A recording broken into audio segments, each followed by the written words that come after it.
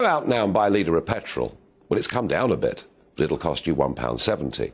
In America, the equivalent would be about 72p. Seems to me we're already paying far too much for energy in this country, and that's even before this crisis began. Now, actually, the oil price has only roughly doubled over the course of the last year. The gas price has gone up by about a factor of 10.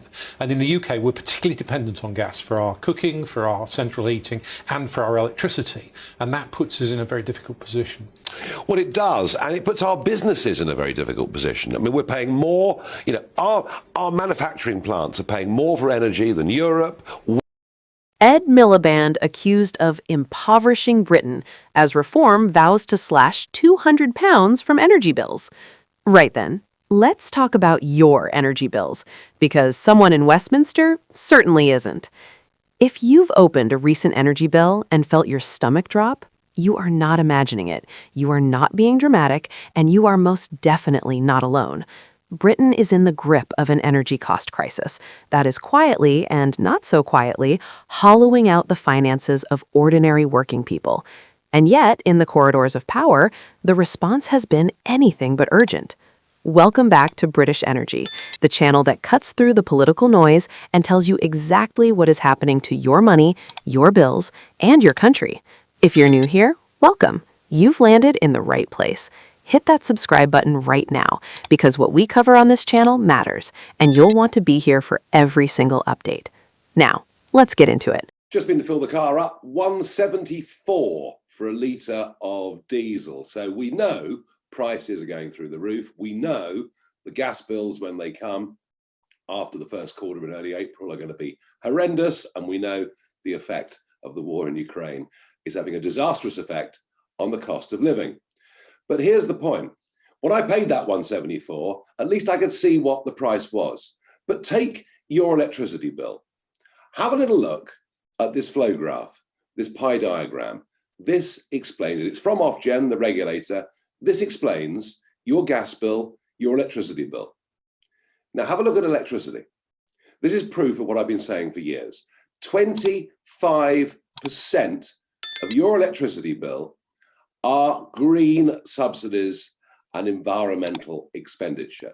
There's a further 5% of it that's VAT. That is 30% on your electricity bill, and that's before prices go through the roof. On top of that, on gas, there's talk now of a £68 a house standing charge being put on, and that's to pay off the gas companies that effectively went bust because of the government's ridiculous price cap scheme, which was a communist idea and was never, ever going to work. This is the biggest silent rip-off in Britain. It's the biggest one I've ever seen.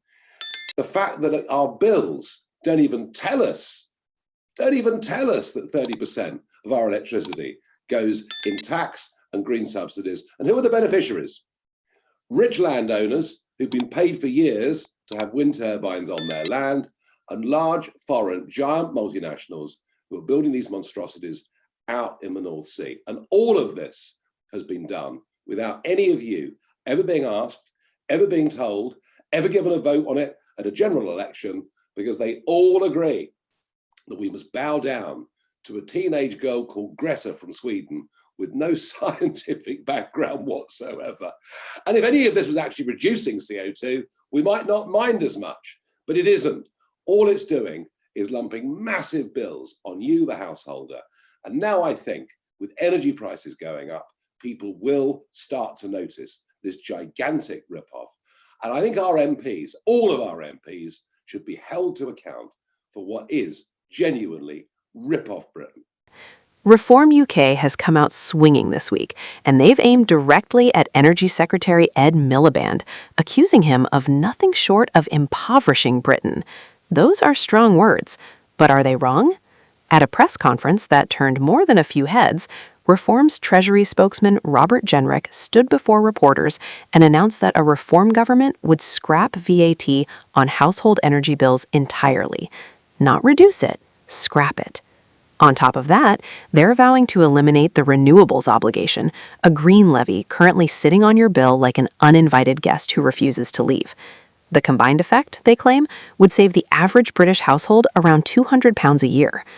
Now, £200 may not sound like the world to a Westminster politician on a full salary with expenses, but to a nurse in Nottingham, a delivery driver in Doncaster, or a pensioner in Plymouth trying to decide between heating and eating, that is real money. That is consequential money. And Jenrick made no effort to soften that point.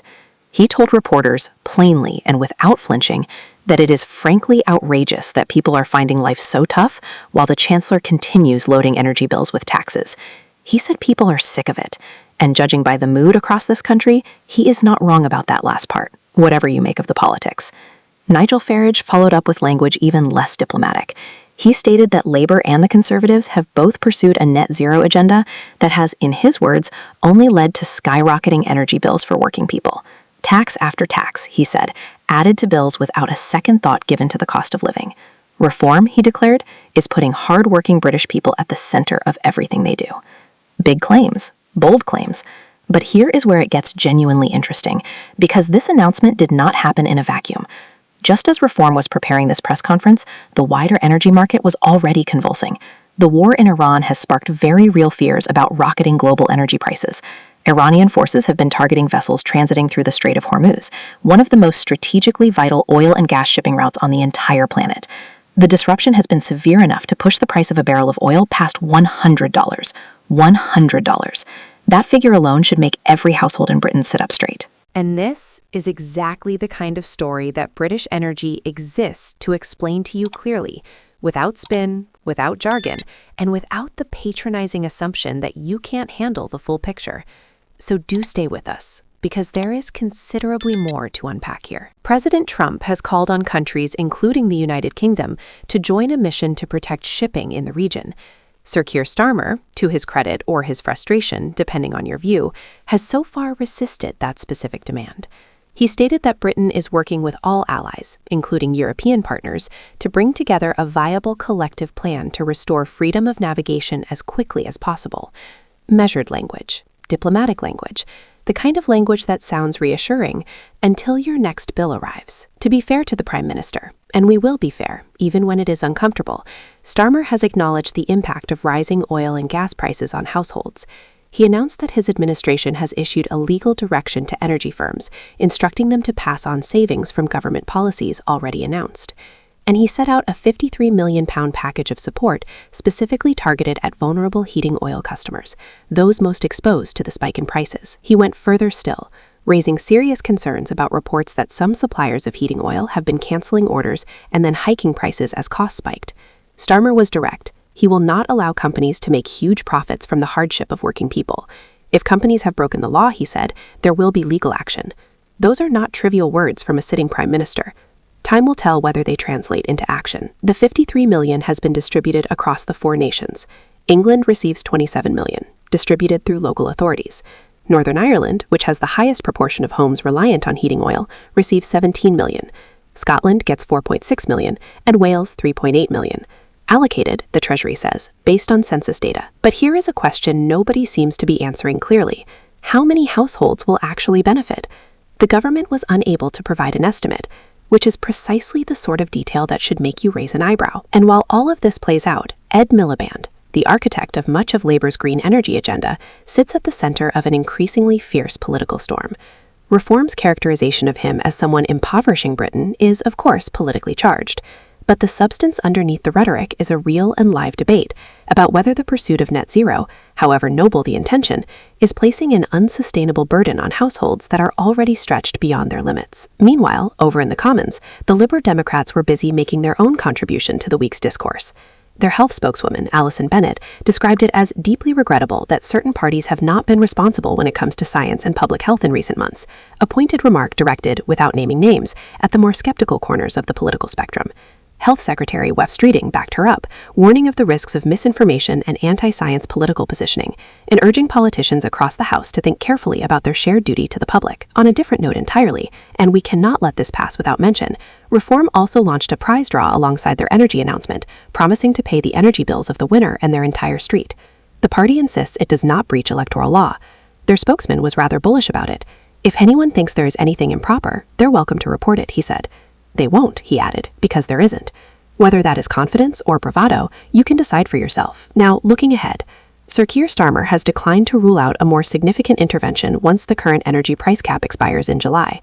Asked directly whether he could implement something similar to the energy price guarantee introduced by Liz Truss in 2022, a policy that cost tens of billions of pounds, he refused to close the door. His words were careful. It is not sensible to rule things in or out when you do not know what the situation will be in several months' time. His instinct, he said, is always to help working people. Whether that instinct translates into policy, into relief, into something tangible that people can feel in their household budgets, that remains to be seen. And that is precisely why you need to keep watching. The politics of energy in this country is moving fast. The stakes are high. And the people making decisions about your bills are being scrutinized like never before. At British Energy, we will be here for every twist, every announcement, every row, and every revelation. If this kind of coverage matters to you, and it should, please subscribe to British Energy right now. It genuinely helps the channel grow, helps us reach more people, and ensures we can keep doing this work. Take a breath, stay informed, and know that every subscription, every share, every comment keeps this channel alive and independent. We'll see you on the next one.